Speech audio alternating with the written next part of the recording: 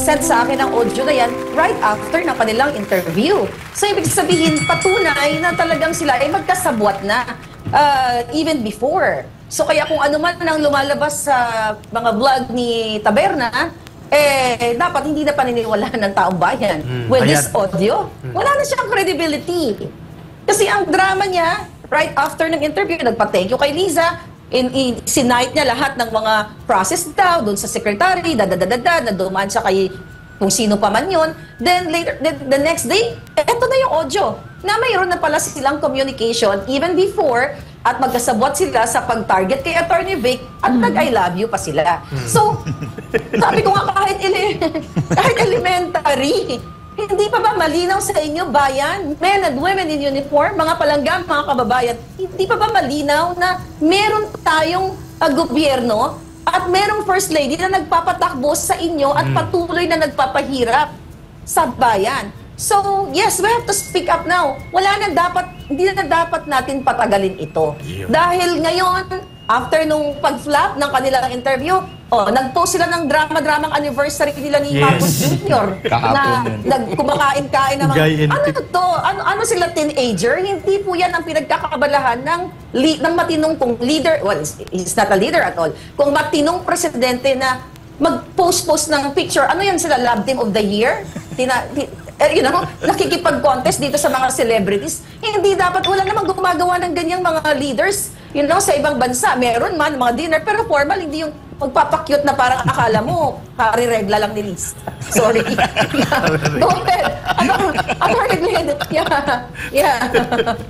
Miss Maharlika, we will get the reaction of Attorney Glenn Chong.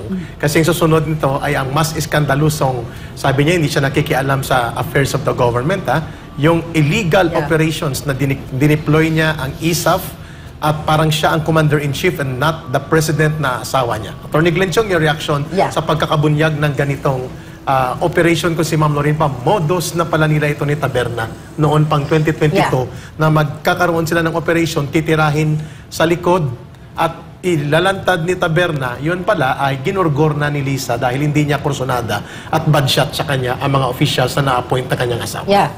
Guys, two things. Doon sa what does it show? Itong binigay kay Ate Claire na audio message from Liza to Taberna. First, there are more enemies of the Marcoses, itong mga dalawang Marcos na to, kasi hindi naman kasali sila. Si Aimee, sila Imelda. Itong dalawang Marcos na to, they have more enemies than they actually realize they have. And they do not know. Correct. So, lalo nang lumantad ito ngayon. Yes, ito nga, kaya nga, traitors do not inspire, much less demand loyalty. They get a dose of their own medicine. Not only that, attorney, not only that, their fiercest enemies right now are the ones who trusted and loved them. Like you and Maharlika. And this seems to be their area of giftedness. They make unnecessary enemies. Yes, that's correct. And they seem, kasi mga users no? But they don't see hindi ko maintindihan kung bakit yung mga taong tumulong sa inyo naging #1 na kalaban ninyo ngayon. Because nailantad ang katotohanan sa kung anong intentions nila sa pag-upo sa kapangyarihan. Pastor. That's the only thing I can think of. Pero maganda yung sinasabi mo, So, dudugtungan ko doon sa linya palagi ni Miss Maharlika na ina-appreciate namin dito, ni Ma'am Lorin sa Pilipinas Nating Mahal. That the people, no matter how many times you attempt to manipulate their perception or influence their public opinion by using pondo, diskarte, gimmick, PR, hindi mo sila manuloko kasi may sariling kaalamang mag-discover ang tao. Hindi tayo mga chimpanzees. Okay. The other thing that I would like to point out is that there are actually more patriots out there right beside them than we realize. We thought tayo lang ang patriots dito. There are more in Malacanang feeding the public the information that we deserve to know and exposing them for what they truly are. Correct. And then ito ang pang-finale ko doon sa comment ko. Sabi ni Liza Marcos, you know how, directing it to VP Sara Duterte, you know how much Bong will protect you? Diba sabi niya, parang pinaano niya na, dapat may utang na loob ka kay Bong kasi ipoprotect ka niya. My goodness, your Bong could not even protect Vic Rodriguez from your machination. He could not even protect himself from being jumbugged in the face. Paano ka i-protect mo si VP Sara Duterte? Terrible.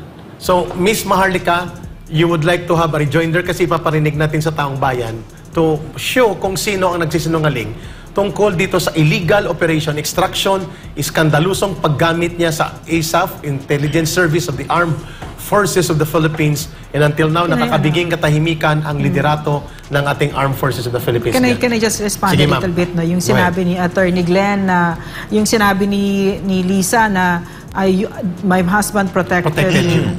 The bloody gall. I mean, ang kapal talaga ng mukha, talagang delusional na.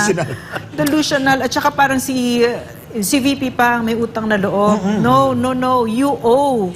The president owes his presidency to the Dutertes. The comeback of the Marcoses. Exactly. You owe the Dutertes that. And what did you do? In exchange for all that goodness and compassion and respect and support, anong ginawa nyo? Right away, you trashed the vice president. Now you think that Rodrigo Duterte is a public enemy #1 at ginigipit ninyo. So don't talk about utang na loob. Wala kayong alam dyan. Yun. That's right. That's right. Miss Maharlika, you rejoined her, and then paparinig natin itong proof, resibo ng kanyang pangingialam to the point of using our state security forces to illegal operations abroad. Actually, sobrang exciting ang mga susunod na darating na araw in terms of extraction, itong kidnapping na kinasasakutan ni Liza. Dahil may mga darating po tayo na mga exposed na siya, pero mga ebidensya na lalong, I know na magiging dahilan kung bakit kailangan ng taong bayan na magsalita na dito sa pagiging involved ng Marcos administration, ni Liza Araneta Marcos, pakipagsabuatan kay Francis Chua at sa iba pang mga kasabwat nila na mga politiko. Kasama dyan, meron sa Kongreso, meron sa Senado. Sa mga susunod na araw, malalaman ng taong bayan kung gaano po kagrabe o kalala ang ginagawa ni Marcos Jr. at ni Liza na mga illegal activities. Not only this extraction ka, Eric, Lorraine, and Attorney Glenn. Sobrang hindi nyo kakayanin ang involvement ng gobyernong ito, ng bangag na administrasyong ito sa pag-uubos ng pera ng bayan at pagpasok at paglabas ng droga at ng kung ano pang mga illegal o mga smuggling, mapapunta sa kotse, kung ano-ano pang mga illegal na pinapasok nila sa taong bayan. So kaya lagi ako nananawagan, everyday like you guys, na gusto kong mamulat ang taong bayan na dapat na talagang tapusin na sila. Dahil ang kapal at ang bangag na ng gobyerno natin.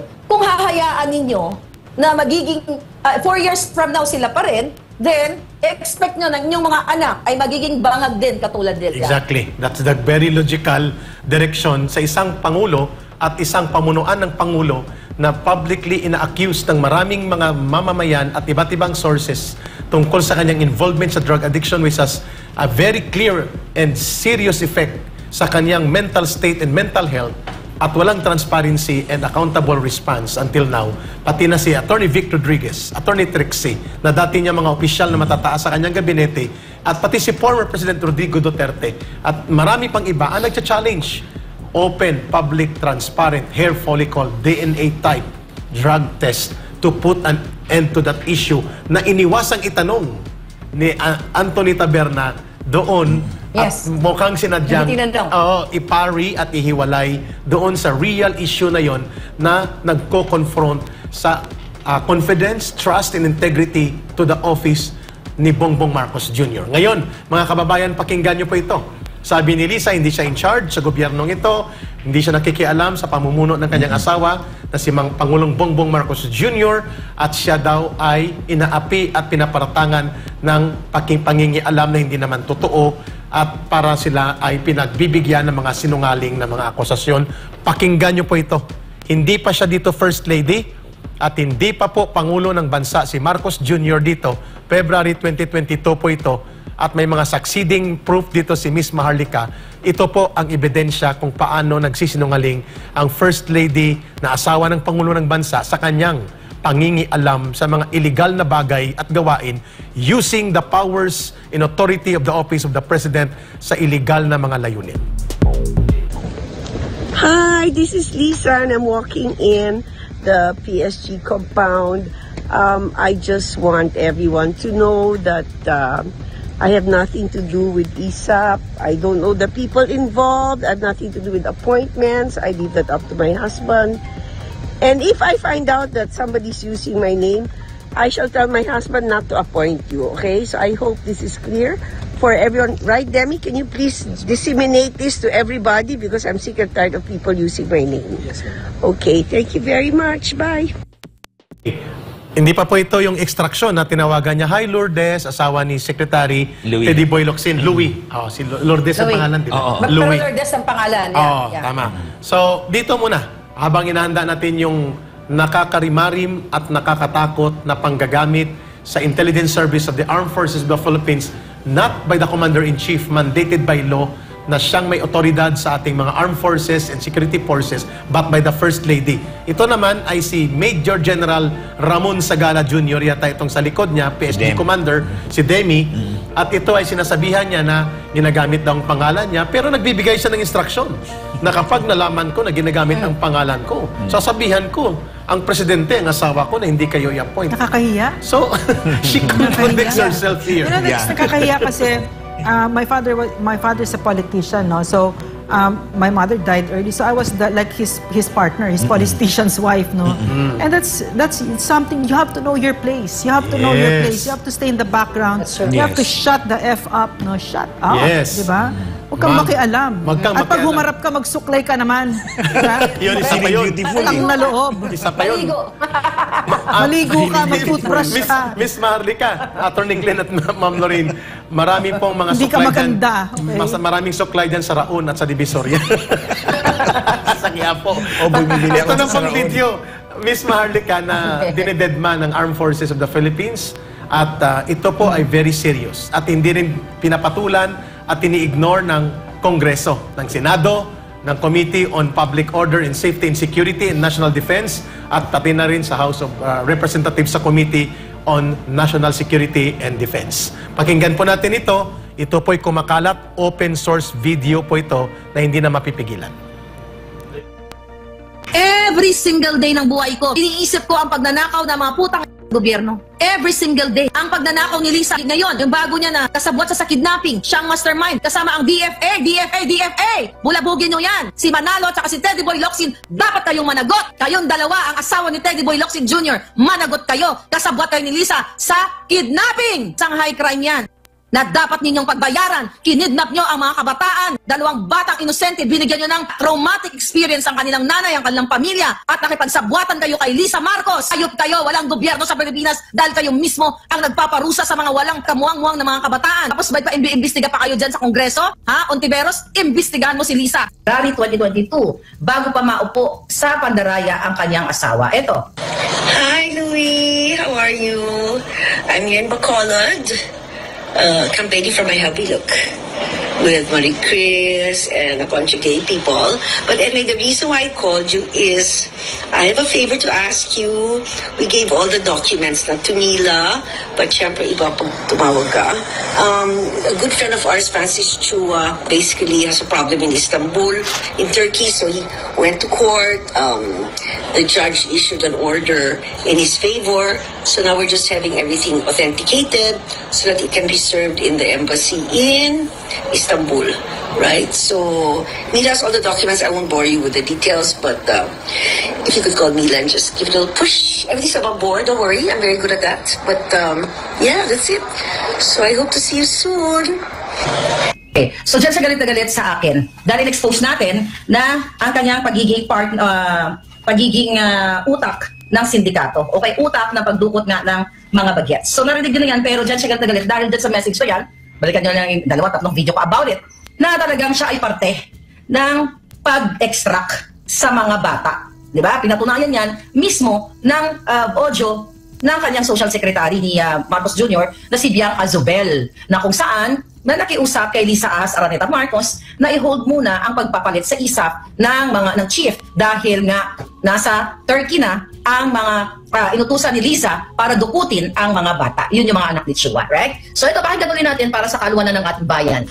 Liz, hi. Sorry to bother you, but I just got a call from Thor, and they're a bit concerned because they've gotten an order daw that the chief of ISAP is supposed to be changed by Tuesday, and there are people that are out to do some extraction. If it's possible to just keep the ISAP as is daw para hindi magulo yung extraction kasi 2 weeks pa yata or something like that. Or please call Thor. I might be saying the wrong thing. Ayaw pansinin ng Kongreso at Senado. Paano papansinin yan? Even the Department of Justice. Wala na nang... Mga kababayan, ito po ay very serious. Hindi po pwedeng tumahimik dito ang Armed Forces of the Philippines. Nag-uusap kami ni Ma'am Lorraine, Miss Maharlika at ni Attorney Glenn Chong sa ating live area dito sa Pilipinas nating mahal. At tingin namin dito, hindi ito kaagad nalaman ng Presidente. Mukhang si Lisa ay nakakapagdirekta sa ISAP Chief at sa Armed Forces. At nakita naman natin yung unang video. At sinasabi dito, dalawa ang ISAP Chief dyan na pinagtatanggal. Pangatlo na yata ito under kay Marcos Jr. Ang una dyan ay si Major General Chufilo. Tapos ang pangalawa si Major General Nicolas. So ngayon si Major General Peralta. Ngayon ang tanong ng taong bayan dito ay si Bongbong Marcos Jr. ang nag-appoint in paper. Pero ang nagtatakda kung sino magiging ISAP Chief at magdidirect ng kanyang operations, si babae. Si Lisa. Illegal yon. Attorney Glenn Chong, abogado ito, si Attorney Glenn Chong at Miss Maharlika, gaano kahalaga yung ganitong pagpapakita na nagpapatotoo na sinungaling yung interview kay Taberna na kunwari wala siyang pakialam sa administrasyon ng kanyang asawa. Subalit, one of the most sensitive units of the Armed Forces, which is the Intelligence Service of the Armed Forces of the Philippines, ginamit ng illegal sa isang foreign operations.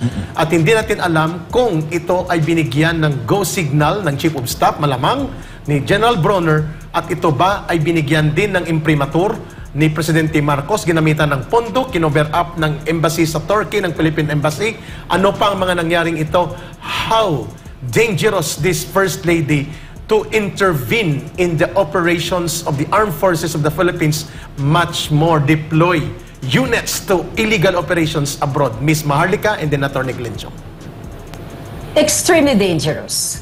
So ulit-ulit na very emotional ako na nananawagan sa ISAP kay Teddy Boy, sa lahat ng mga taong involved.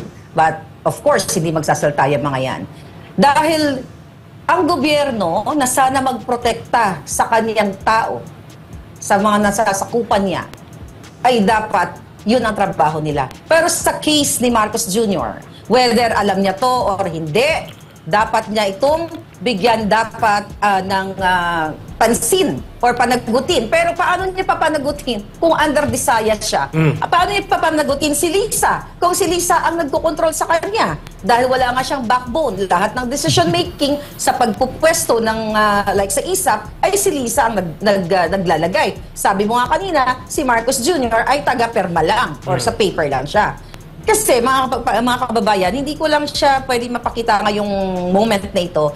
Binabasa ko na may text screenshot messages na ang conversation mismo ni Louie Locsin o yung asawa ni Teddy Boy, kung saan yung pinarinig mong video na kinakausap ni Liza Marcos si Louie, yung Hi Louie, ay video po yan. Yun yung sinasabi ko kanina sa inyo na sa mga susunod na mga araw, very exciting na yung mga expose natin, mga ebidensya natin ay marami pang lalabas. Ito patikim lang to, mga kababayan. Yung narinig nyo kanina, ito po yan video po yan Oh. Ayan, video po yan. Hindi pa namin nakikita ito. Yung video. Ito yung video. Yan. Okay. Video Sige. yan. So, darating ang tamang panahon, in maybe few days, maipi-play na natin yan. Kasi pinapalabas ng mga PR o mga dugyot, vlogger ni Liza, na ito ay AI-generated yung kanyang boses. So sa mga susunod na araw, ipapakita natin yung video niya. And sa kaalaman ng lahat, mahilig, tama ka, Attorney Glenn Chong kagabi, no? Mahilig talaga mag-I love you si Liza Marcos. Kasi yung conversation nila noong February 22, sumagot si Louie Locsin doon sa kanyang request. Sabi niya, spoke to Mila, told her to get it released today. Tapos ang sagot ni Liza dyan, I so love you, Louis dear. Yuck. Can I get It's so you phony. Showbiz. Showbiz. It's a showbiz. I love you. Oh Tama my yung gosh. sinabi ko. Yes. Eto sabi niya, Grabe. di ba, pinarinig yung voice kanina. Ang sagot ni Louis Locsin, spoke to Mila, told her to get it released today. Ang sagot ni Lisa, I so love you, dear. Can I get you anything from here? Inasal, perhaps? Piaya will be here until Friday, so just call her case. So love you, thank you. Okay. Kasi nasa Bacolod sila. Alright? Tapos, then like 6:20 p.m., nung February 23, yung message na yan, sumagot naman itong si Louie. Ang sabi niya, hate to tell you, there is a snag. Okay? Update. Sabi niya, update ma'am, the division was not able to process the document po since the signature of the person who certified it is not updated in their database po. Can you say, Dodo, contact Jenny to explain what has to be done? Tapos sagot ni Lisa, sure dear. Okay. So, Miss Marlica, isend ko to sa Miss Marlica, these things, mahirap po ito i-generate ng AI because AI may mimic voices or pwede niyang gulat-gulat, drawing-drawingin ang mga mukha, but the correlation of events, circumstances, and real na mga pangyayari, mahirap mong An i-AI extraction yun. really happened. Yes, at nangyari ito. At Yeah. buhay pa ang nanay at ang isang anak niya Yeah. na nag-survive nito. At Miss Marlica, dalawang yugto yun, Atty. Glenn, na tatanungin ka rin namin. Yung pangalawang yugto, yung boses ni Bianca Sobel ay nakaupo na sila. Yes. At ang pinag-uusapan, yung change of command ng ISAF commander at ang actual ground operations. Therefore, siya ang nagdidirect. That's what I want to point out eh. Atty. Glenn, go Yeah, ahead. please. Go ahead. Unang-una mga kababayan, yung text na sinabi ni Ate Claire, I can attest na si Jenny, private secretary yan ni Lisa Marcos. Okay. Yung Jenny, can Yusik Yeah. Dodo contact Jenny? Si Jenny... Sinakal din kaya niya yan. Ewan ko lang kung nasakal si Jenny. Sakal ka ba Kasi niya? Sabi yan yung nasakal, no? sometimes pag may kailangan ako, contact Jenny. Okay. So si Jenny yan. So the other side is... And, by the way, Atty. Glenn, sorry to interrupt you. Yes. Binanggit din yan ni Taberna na dumansa kay Jenny. Yeah, si Tama. Jenny nga. Tama. Nandyan yan sa kanyang law firm dati and in the China-Philippine business, Unified Business. Unified Business. Incorporated. Now, the other one that I would like to point out is yung tawag ni Bianca Zubel Na sila na nakaupo. na sila nang nakaupo. Mga kababayan, simple lang. It does not require, ma'am, sir, Ate Claire, mga kababayan, it does not require rocket science. Yes. Bakit si Bianca Zubel doon tumawag kay Lisa Marcos about the change of command Ng ISAF. ISAF? Bakit hindi sa presidente? Bakit hindi kay Marcos Jr.? Klaro. Yan yung gusto kong i-point out sa inyo. Kung totoong si Marcos Jr. is the one in charge of this Logical. government, Bianca Zubel will call Bongbong Marcos. At siya ay nasa kabinet ni Marcos. Nasa kabinete siya ni Marcos. So, I suppose may number siya ni Marcos. Yes. And the wording, the way she said it was a direct, I mean, it's not like, maybe you can tell the president. Yes, or that's that. another It's not point. like Yes, that's a that. good point. That's a good point. At ang point niya, Atty. Glenn, Ma'am Lorraine, Miss Maharlika, pwede ba mapahold yung change of command ng commander ng ISAF? Yes, hindi siya nag-request na pwede bang sabihin mo kay Presidente. Yeah. Direkta sa kanya. That proves, mga kababayan, na it's Lisa Marcos that Running is the government. dictating everything, all the appointment. And in fact, Kaya pala bad shot siya sa akin. Si VP, para bang may ibig sabihin yung bad shot. Ano ngayon? So, bad shot. ka sa amin. So, para bagang lumalabas tuloy. Sa taong bayan. Yeah, sa taong bayan, na ang nabudol tayo and mali po ito. Gaano kamali ito, Miss Maharlika, Atty. Glenn Chong, kung bakit parating na nila na ito hindi paninirang puri sa First Lady o sa Presidente. Ito'y usapin ng tamang proseso at otoridad sa pamahalaan Mabigat versus yun. interest ng mamamayan. Ang bigat nun. Grabe Attorney Glenn. yun. ako, sinisisi ko talaga yung sarili ko. Bakit ako sumuporta rito? Si Maharlika din. Mga kababayan, in all honesty, hindi talaga ako bumoto kay Marcos Jr.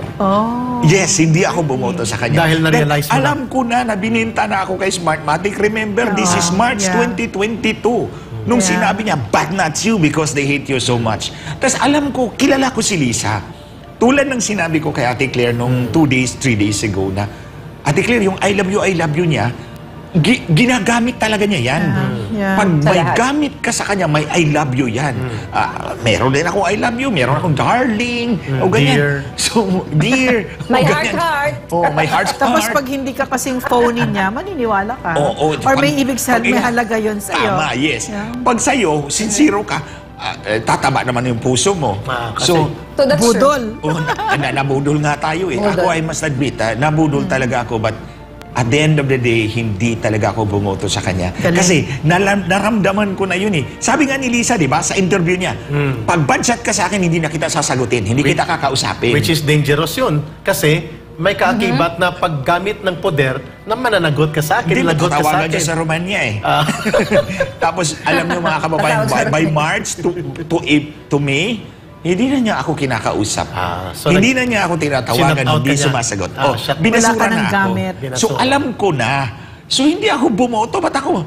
Nabudol nga ako over 6 years. Pero at the end of the day, in the ultimate day, hindi ako nagpabudol sa'yo. Pero, you gave the benefit of the doubt for the people to decide. Yes, Kasi of course. Because naniniwala ka na may, somehow, doon may portion pa ng sinseridad sa bahagi ni Marcos Jr. I would like to believe that. Kaya nagbigay ka ng sabi ko nga, mabait yung lalaki. Which is sinamantala naman ng babae. Sinamantala to control. Mahina siya. Mahina. That's the right term. Pero it's very dangerous. Very dangerous. Miss Maharlika. Nabudol tayo. We need to act today to redeem our country. Kasi may tatanong kami ni Ma'am Lorraine maya-maya. Miss Maharlika, gaano kahalaga ang panawagan nito na dapat hindi mananatili, sorry sa mga senador, but this is the right word to say. Sumasambulat na itong iskandalo na ito, nagiging bingi, taingang kawali, walang pakialam ang Senado at Kongreso. Nagiging rubber stamp sila at nawawala ang kanilang paninindigan, sorry, gagamitin natin ang word na ito, na saan ang mga bayag nila. That is a Filipino definition. Nasaan po ang mga bayag ng mga senador at mga kongresista? Para hindi makita ang validity and necessity of urgency of this kind of very dangerous to the national security na nangyayari ngayon sa mga revelations na ito na nabubulgar dito. Miss Maharlika, before we shift dito sa election criminal violations nila sa Omnibus Election Code. Miss Maharlika. Pinakamahalagang mawala na sila sa pwesto ngayon na. Kung pwede, ngayong araw, ngayon na. Dahil sa, napag-usapan na natin maraming beses na yung tanong mo, bakit walang, bakit nagtitengang kawali itong mga senador, itong mga sa Kongreso? Eh alam na natin, si Tambaloslos, wala nang kaduda-duda dyan. Pero pagdating naman sa Senado, gusto kong hamunin ngayon. Sige. Si Senate President Zubiri. Sige. Huwag mo nang intayin na ilabas ko ang mga bagay na kinasasangkutan mo. Ayun. My goodness. Ngayon, Claro. the reason why sila ay nagbingi-bingihan, dahil Mig Zubiri, dito, first time sa Pilipinas nating mahal, gusto kong sabihin sa taong bayan, na ikaw ba, tanungin mo na kita, kasabwat ka sa illegal activities na ginagawa ni Lisa, ni Chua, at marami pang iba? Kaya dinidedman nyo ang taong bayan? Kaya wala kayong pakialam sa taong bayan? Hindi nyo dinidinig ang hinaing ng mga Pilipino na kung saan meron kayong pananagutan sa amin, sa bawat isa? Bakit?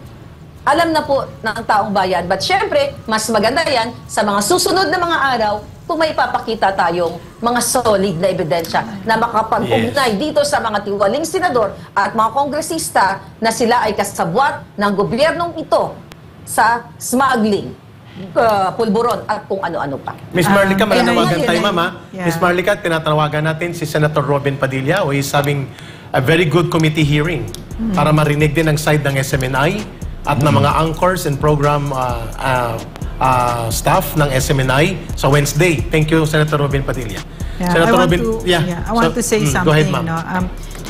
Eric, Attorney Glenn and Maharlika, yung tanong mo, Eric, no, gaano kahalaga yung ano yung implikasyon na ang nagpapaandar ng bayan na ito ay yung si Lisa. Ang boto natin sagrado yan. Alam ni Attorney Glenn yan. Yan yung pinaglaban niya. Sagrado. So, ang ibinoto ng taong bayan ay si Bongbong Marcos. No? So, itong ginagawa ni Lisa Marcos, no, yung pambubudol na yan, tinatanggalan niya yung boses natin. Yes. No, okay, and now that all of this has happened, it's apart na from the fact na, kasi may mga nagsasabi, di pag si Bongbong Marcos nagpaandar, di mas masama. Parang ganyan, di ba? That's beside the point. Although I agree, I could agree with you. But in other words, our votes are very sacred. That's why we can segue to the next Pupunta natin. Miss Maharlika, dahil paubos ng ating oras sa Pilipinas nating malin, we will be waiting ang mamamayang Pilipino doon sa mga karagdagang ebidensya nitong illegal na pangingialam sa otoridad ng Presidente ni Lisa Araneta Marcos at dapat panagutan niya ito at